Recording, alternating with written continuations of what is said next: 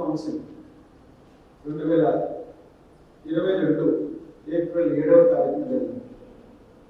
దాదాపుగా 34 నెలల తర్వాత మళ్ళీ జిల్లా జనరల్ కౌన్సిల్ జరుగుతుంది.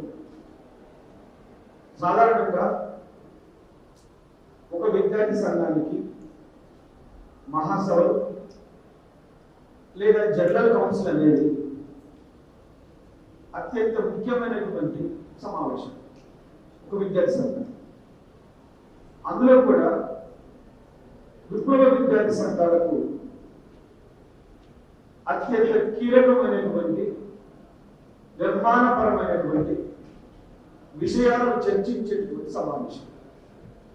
బహుశా ఇక్కడికి వచ్చినటువంటి వాళ్ళు చాలా మంది పీడీఎస్సీలో క్రియాశీలకంగా పనిచేస్తూ ఉంటారని, పని చేయబోతున్నారని నాకు అర్థమవుతుంది. ఎందుకంటే ఇది సాధారణ సమావేశం కాదు కాబట్టి. జనరల్ కౌన్సిల్ సమావేశాలంటే మహాసభలు జరుపుకోలేని అనివార్య కారణాల్లో లేదా కాలదృష్ట్యా మహాసభలకు ఉన్న కాల పరిమితి రీత్యా జరిగే సమావేశాలు జనరల్ కౌన్సిల్ సమావేశాలు. ఇలా గ్రేటర్ హైదరాబాద్ జనరల్ కౌన్సిల్లో ఇప్పటి వరకు పీడీఎస్సీ విద్యార్థి సంఘంగా చేసిన పోరాటాలు, ఆ పోరాటాలు విద్యార్థులు ఎంత మేరకు పోరాటంలో భాగం చేశాయి, అందులో పీడీఎస్సీ పాత్ర ఎంత మేరకు ఉందని సమీక్షించుకొని రాబోయే కాలంలో చేయబోయే పోరాటాలు అవసరమైన సమాచారాన్ని ఒక దగ్గర కూర్చొని మాట్లాడుకోవడం ద్వారా పోరాట రూపాన్ని తెలుసుకోవడానికి ఇలాంటి సమావేశాలు ఉంటాయి. హన్మేష్ గారు ఒక విహాంగ వీక్షణ చేయించారు దేశవ్యాప్తంగా ఉన్న పరిస్థితి గురించి. ఒక ఆలోచన మీ మెదడులో పెట్టారు. ఆ ఆలోచన తర్వాత మీరు కార్యాచరణ ఇవాళ సాయంత్రం వరకు మధ్యాహ్నం వరకు మీరు ఒక కార్యాచరణ తీసుకుంటారు. ముందుగా నా మటుకు నేనైతే పీడీఎస్సీ లాంటి ఒక ఉజ్వలమైనటువంటి అపురూపమైనటువంటి మహోన్నతమైనటువంటి సంస్థలో సభ్యులుగా మీరు ఉన్నందుకు, ఈ సమావేశానికి వచ్చినందుకు, మీ జీవితంలో ఒక ముఖ్యమైనటువంటి చరిత్రని మీరు ఇవాళ లిఖించుకుంటున్నారని చెప్పి నేను భావిస్తున్నాను.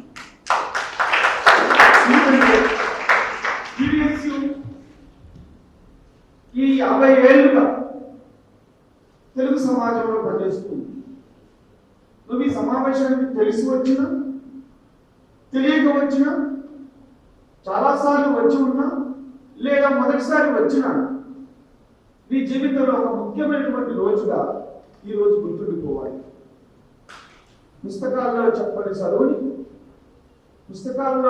చదువుని తరగతి గదిలో చర్చించిన విషయాలని సమాజంలో కనపడినటువంటి అదృశ్యమైనటువంటి శక్తులను గురించి ఒక శాస్త్రీయ పరంగా చెప్పే ఒక నూతన కరికులమే పీడీఎస్సీ ప్రణాళిక. అంతకు మించి పీడీఎస్సీ ప్రణాళిక నిర్వచనం అవసరం లేదు. నీ విద్యాభ్యాసంలో క్లాస్ రూమ్లో ఎక్కడ కనపడినటువంటి విషయాలను పీడీఎస్సీ ప్రణాళిక నిబంధనావళి రూపంలో, తరగతుల రూపంలో నీకు అందిస్తూ ఉంటుంది. ఆ మేరకు ఇవాళ మీరు నేర్చుకోబోయే అంశాలు మీ జీవితంలో ఒక నూతన కోణాన్ని, మనిషి జీవితంలో ఉన్న ఒక నూతనమైన కోణాన్ని మీకు పరిచయం చేశాయి. విద్యార్థిగా రావటం, విద్యార్థిగా వచ్చి చదవటం, ఆ చదువుల జ్ఞానాన్ని గ్రహించి సక్సెస్ కావటం, ఉద్యోగం చేయటం, జీవితంలో స్థిరపడటం, స్థిరపడ్డ తర్వాత జీవిత చరమాంకంలో మన జీవితాన్ని 10 మందికి తెలిపేలా కార్యక్రమాలు చేయటం, ఇది మానవ జీవిత పరిణామ క్రమం. ఎవరికైనా సరే, నీకైనా సరే, నాకైనా సరే, మనందరికైనా సరే. ఇప్పుడు ఈ విద్యార్థి దశలో చేయాల్సినటువంటి కొన్ని ముఖ్యమైన అంశాల్లో ఒకటి సామాజిక స్పృహ.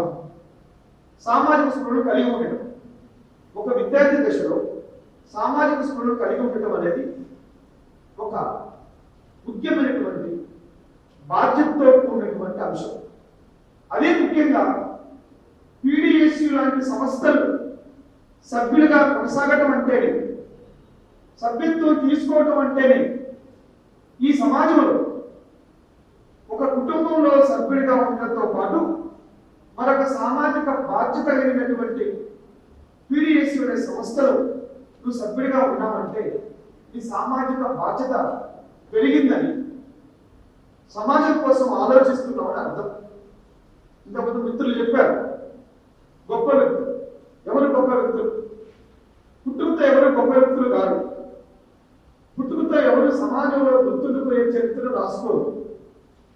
జననం మన చేతిలో అయితే లేదు, మరణం మన చేతిలో లేదు, ఒకవేళ చేతిలో ఉండొచ్చు కూడా. కానీ ఈ మధ్య కాలంలో మనం చేసేటటువంటి ఆలోచనలు, మనం చేసే కార్యాచరణ కేవలం వ్యక్తిగత జీవితానికి సంబంధించిందే కాక సామాజిక బాధ్యతతో కూడినై ఉండాలి. ఈ సమాజంలో బాగుంటున్నప్పుడు ఏం జరుగుతుంది? కుటుంబంలో ఏం జరుగుతుంది? పాఠశాలలో ఏం జరుగుతుంది? యూనివర్సిటీ మైదానాల్లో ఏం జరుగుతున్నాయి? సమాజానికి అవసరమైనటువంటి విషయాలను చర్చించాల్సిన బాధ్యత అయితే విద్యార్థి జీవితంలో ఉంది. విద్యార్థిగా ఇవాళ నీవు ఆ బాధ్యతలో ఉన్నావు, ఇంకా చారిత్రక సందర్భంలో ఉన్నావు.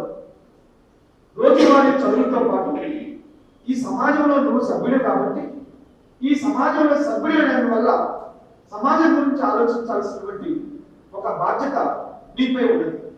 ఎందుకు ఈ దేశంలో పేదరికం ఉంది? ఎందుకు ఈ దేశంలో అంతరంగతనం ఉంది? ఎందుకు ఈ దేశంలో లింగ వివక్షత ఉంది? ఎందుకు ఈ దేశంలో మానవీయ విలువలు ఉన్నాయి, మానవీయ విలువలు ముఖ్యమైపోతున్నాయి? ఎందుకు ఈ దేశంలో ఇంకా అవమానం, పేదరికం ఎందుకు ఉన్నాయి అని ప్రశ్నించలేకపోతే నువ్వు యువకుడివైనా యువతివైనా వృద్ధులతో సమానం. అందుకే యువకుడిగా ఉన్నప్పుడు, విద్యార్థిగా ఉన్నప్పుడు కేవలం మన వ్యక్తిగత చదువులు, మన వ్యక్తిగత సుఖం సౌఖ్యమే కాకుండా ఈ సమాజాన్ని వెలుగుల వైపు తీసుకుపోవడానికి ఒక ఆలోచన చేయాలి. భారతదేశం లాంటి దేశం స్వతంత్రం వచ్చి 47లో స్వతంత్రం వస్తే మనకి 75 ఏళ్ళు దాటిన తర్వాత, 78 ఏళ్ళు దాటిన తర్వాత ఇంకొక 20 ఏళ్ళలో 100 ఏళ్ళు, ఒక దేశం అభివృద్ధి చెందడానికి 50 ఏళ్ల కాలం అనేది చాలా సుదీర్ఘమైన కాలం. 50 ఏళ్ళు దాటింది ఈ దేశం. ఎందుకు ఈ దేశం అభివృద్ధి కావాలి? ఎందుకు ఈ దేశం ఇంకా స్వతంత్రం వచ్చిందని చెప్పిన తర్వాత, స్వతంత్రం తెచ్చుకున్న తర్వాత ఈ దేశంలో ఎందుకు పేదరికం, ఎందుకు అవమానం ఉంది, ఎందుకు అంటరానితనం ఉంది, ఎందుకు మనుషులని మనుషులుగా చూడనటువంటి వివక్షత, జాతి వివక్షత, కుల వివక్షత, లింగ వివక్షత కొనసాగుతుంది? భారతదేశానికి సమానమైన పరిపాలన అందించడానికి ఆనాడు భారత రాజ్యాంగం అనే ఒక రాజ్యాంగాన్ని మన నాటి పిలుతల నాయకులు రాసించారు. భారత రాజ్యాంగం సక్రమంగా అమలై ఉంటే, భారత రాజ్యాంగంలో ఉన్నటువంటి విలువలు, నిబంధనలు నిజంగా మనస వాచ వాటిని అమలు చేసి ఉంటే ఇవాళ భారతదేశంలో ఈ పేదరికం కానీ, ఈ అగ్రతనం కానీ, ఈ అవమానం కానీ, ఈ ఆకలి చావులు కానీ, ఈ పరువు హత్యలు కానీ ఉండేవి కావు. అందుకే పౌరులుగా నువ్వు ఆలోచించాలి. మనుషులు మాత్రమే వివేచన శక్తి, ఆలోచన శక్తి ఉన్నటువంటి జాతి, జంతు జాతి, వృక్షాల ఇతర జీవాలకు ఆలోచన శక్తి ఉండదు. ఒకవేళ ఆలోచన చేద్దామన్నా ఆచరణాత్మక కార్యక్రమం ఉండదు. మనిషి ప్రాణాలకు మాత్రమే ఉంటుంది. సమాజం వెలుగుల వైపు పోవాలంటే, సమాజం పురోగమనం వైపు పోవాలంటే మనిషి ఆలోచన మొదలు పెట్టాలి, ప్రశ్నించాలి. ప్రశ్నించడం వల్లనే ఈ సమాజం ముందుకు పోతాము. ప్రాచీన యుగం నుంచి మధ్యయుగానికి, మధ్యయుగం నుంచి ఆధునిక కాలానికి సమాజం వచ్చిందంటే నిత్యం ప్రశ్నించడం, జరుగుతుందని ప్రశ్నించడం. ఆ ప్రశ్నలో ఏది సత్యం, ఏది అసత్యం అని తెలుసుకోవడం. సత్యం అసత్యం మీద తెలుసుకోలేని నాడు మనం ప్రశ్నించలేని నాడు సత్యం అసత్యం కూడా తెలుసుకోలేదు. అందుకని ఎందుకు ఈ ప్రశ్నలు వేస్తున్నానంటే, నేను పీడిఎస్యు మౌలికంగా ఇట్లాంటి ఆలోచనల పునాదిని ఉస్మానియా మైదానంలో పీడిఎస్యు మేము విద్యార్థులుగా ఉన్నప్పుడు ఇలాంటి ఆలోచనలు కొనసాగించాం. అందుకే ఒక తరం కొన్ని ఆదర్శాలను ఇంకొక తరానికి ఇస్తుంది. ఆ తరం తను మోసిన ఆదర్శాలను, తను నమ్మిన ఆదర్శాలను, విలువలు ఇంకొక తరానికి అందించడం ఒక సామాజిక బాధ్యత. ఆ సామాజిక బాధ్యత కోసం మీరు ఇక్కడ ఉన్నారు. ఇవాళ భారత రాజ్యాంగం అనే రాజ్యాంగం ఒక దాడికి గురవుతాం. భారత రాజ్యాంగంలో ఏ ప్రకరణలు కూడా ప్రభుత్వాలు పట్టించుకునే పరిస్థితులు లేవు. నూతన విద్యా విధానం NEP 2020 పేరు మీద అశాస్త్రీయమైనటువంటి, అసమగ్రమైనటువంటి ఛాందసవాద భావజాలాన్ని విద్యార్థులపై నెట్టడానికి, రుద్దటానికి కేంద్ర ప్రభుత్వం పెద్ద ఎత్తున ప్రయత్నం చేస్తుంది. విద్యార్థులు మనమే చేయాలి. అంటే ఎప్పుడైనా సమాజం వెలుగులోకి పోవాలంటే శాస్త్రీయ ఆలోచనలు ఉండాలి.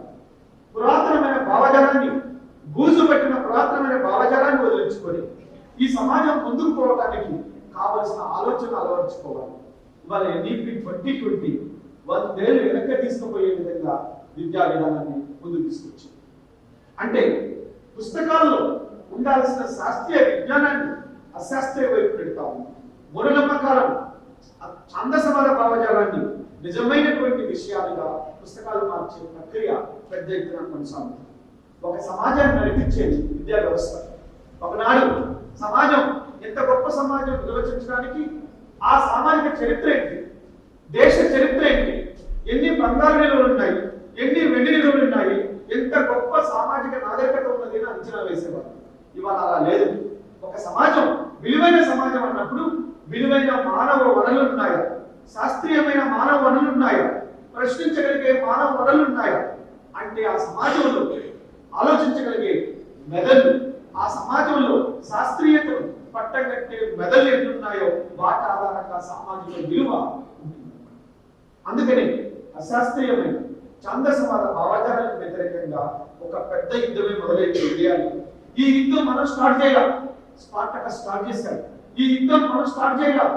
గెలీలియో కోపర్నికస్ కాలం నుంచి భూమి కేంద్రమా సూర్యుడి కేంద్రమా అన్నందుకు జరిగినటువంటి ప్రశ్న నుంచి ఇది కొనసాగుతూనే ఉంది. సమాజం ప్రతి సందర్భంలో సంఘర్షణ గురవుతుంది. మూఢనమ్మకాలు ఒక పక్క, శాస్త్రీయ భావజాలం మరొక పక్క ఈ సమాజాన్ని వేల సంవత్సరాలుగా నిత్యం సంఘర్షణలో ఉంచుతూనే ఉన్నాయి. శాస్త్రీయ సమాజం సాధించే వరకు ఈ పోరాటం కొనసాగుతుంది. అందుకనే యూనివర్సిటీలో చదువుతున్న విద్యార్థులుగా, డిగ్రీ కాలేజీలో చదువుతున్న విద్యార్థులుగా, ఉన్నత విద్యకు హైదరాబాద్ లాంటి నగరంలో చదువుతున్న విద్యార్థులుగా మనం మీరంతా ఒకంత వెలిగేటటువంటి ఆలోచనలు ఉంచుకోవాల్సింది. నేను, నా కుటుంబం అనే దాని నుంచి మనం, మన సమాజం అనే వైపు ఆలోచించాలి. ఈ సమాజంలో ప్రతి దశలో ఎంతో కొంత త్యాగం జరుగుతూనే ఉంది. ఈ సమాజం ప్రతి నేను మార్చకపోతే, నేను ఉండకపోతే, నేను రాకపోతే కాదు, చారిత్రక అనివార్యత. మార్పు అనేది చారిత్రక అనివార్యత. ఆ చారిత్రక అనివార్యత ఎంత దూరం పోతుందంటే ప్రజలంతా అరమరికలు లేనట్టు ఒక వెన్నెల లాంటి సమాజంలో జీవించే వరకు నిత్యం ఈ పోరాటం కొనసాగుతూనే ఉంది. ఈ పోరాటం కొనసాగించడానికి రూపాలు అనేవి PDS లాంటి సంస్థలు రూపొందిస్తున్నాయి. అది రాజ్యాంగాన్ని కాపాడుకునే దగ్గర నుంచి, కులవక్షను కాపాడుకునే దగ్గర నుంచి, విద్యారంగాన్ని కాపాడుకునే దగ్గర నుంచి, విశ్వవిద్యాలయాలను కాపాడుకునే దగ్గర నుంచి వివిధ రూపాల్లో ఈ సంఘర్షణ కొనసాగుతుంది. అంటే మనం మత ఛాందసవాదాన్ని, మూఢనమ్మకాలని, బూజు పెట్టినటువంటి సిద్ధాంతాలను మనం వ్యతిరేకిస్తున్నామంటే దాని అర్థం డైరెక్ట్ గా వాటిని వ్యతిరేకించడమే కాదు, దాని వివిధ రూపాల్లో వ్యతిరేకిస్తుంది. విద్యారంగ రూపంలో, కార్మిక ఉద్యమ రూపంలో, కర్షక ఉద్యమ రూపంలో, వివిధ రూపాల్లో పోరాటాలు కొనసాగి అల్టిమేట్ గా చివరిగా అన్ని పోరాటాలు ఒక శాంతియుతంతో కొనసాగాలి. ఎందుకు ఈ భారతదేశంలో వ్యతిరేకం ఉంది, ఎందుకు ఈ భారతదేశంలో అనాగరికత ఉంది?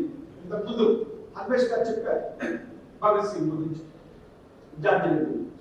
ఒకవేళ జార్జియా నాడు వ్యక్తిగత చదువులకే పరిమితమై ఉండి ఉంటే జార్జియా సంతానం అంతా ఇవాళ అమెరికాలో ఉండి ఉండేది, ఇవాళ యూకేలో ఉండి ఉండేది. గొప్ప కుటుంబం నుంచి వచ్చాడు, గొప్పగానే బతికి ఉండేవాడు. ఒక ప్రశ్నను మోసాడు. ఆ మోసిన ప్రశ్నకు సమాధానం వెతుక్కునే క్రమంలో ప్రాణాన్ని త్యాగం చేశాడు. ఇవాళ ప్రాణాలు త్యాగం చేసినటువంటి సందర్భం నుంచి ఇవాళ ప్రశ్నలు విద్యార్థుల దగ్గర తీసుకుపోయే సందర్భం దాకా మనం వచ్చాం. PDS లాంటి సంస్థలు విద్యార్థులు నిత్యం ప్రశ్నలు బయట నడిపించాలి. కష్టమే. కులం, మతం ఎక్కడ పడితే అక్కడ విద్యార్థుల్ని కులం పేరు మీద, మతం పేరు మీద విడదీస్తూ ఉన్నాయి. కుల సంఘాలు, మత సంఘాలు చిన్న భిన్నం చేస్తున్నాయి. విద్యార్థులకి నిజమైనటువంటి భావజాలాన్ని అందించడానికి ఈ కుల మత సంఘాలు తాత్కాలికమైనటువంటి ప్రయోజనాల కోసం పనిచేస్తున్న మాట వాస్తవం. వీటి నుంచి వర్గ దృక్పథాన్ని అలవర్చడం కోసం, వీటి నుంచి సామాజిక దృక్పథాన్ని అలవర్చడం కోసం, వీటి నుంచి శాస్త్రీయ దృక్పథాన్ని అలవర్చడం కోసం పనిచేయాల్సిన అవసరం. మొన్న ఎవరన్నారు, భారతదేశ రక్షణ వ్యవహారాలు చూసే మంత్రి భారత పార్లమెంట్ లో భారత రాజ్యాంగాన్ని తయారు చేసిన అంబేద్కర్ అవమానిస్తూ మాట్లాడారు. ఇవాళ నిన్న దాకా మొన్న ఇచ్చిన పద్మశ్రీ అవార్డుల సందర్భంలో కూడా ఇవాళ బీజేపీ నాయకులు పెద్ద ఎత్తున మాట్లాడుతున్నారు. నాకెందుకులే, నేనెందుకు మాట్లాడాలి అని అనుకుంటే, నీకు స్వతంత్రం వచ్చేదా, నీకు చదువు వచ్చేదా, నీకు విద్య అందేదా, నీకు ఈ మాత్రం వెలుగులైనా వచ్చేగా, ప్రజాస్వామ్యం ఉండేదా? ఉండదు. ఈ దేశ ప్రధానమంత్రి స్వయంగా ఈ దేశానికి ప్రధానమంత్రి ఉన్న వాళ్ళే మూఢనమ్మకాలని పెంచి పోషిస్తుంటే, శాస్త్రీయత అడుగుదొక్కుతుంటే ఎవరు ప్రశ్నించాలి? చదువుకున్న విద్యార్థులు, ప్రగతిశీల విద్యార్థి సంస్థల్లో సభ్యులుగా ఉన్న విద్యార్థులుగా ప్రశ్నించాలి. ప్రశ్న అనేది ఆగిపోదు. ఒక జీవితకాలం, ఒక తరం, 4 తరాలుగా ఉంటుంది. ఇది ఏంటి అని ప్రశ్నించడం మొదలుపెట్టిన తర్వాత ఆ ప్రశ్న గుర్తునే ఉంటుంది. అందుకే మానవ సమాజం ముందుకు పోవాలంటే ప్రశ్నతోనే ముందుకు పోతుంది. ప్రశ్న లేని దగ్గర మానవ సమాజం మనకు సాధ్యం కాదు.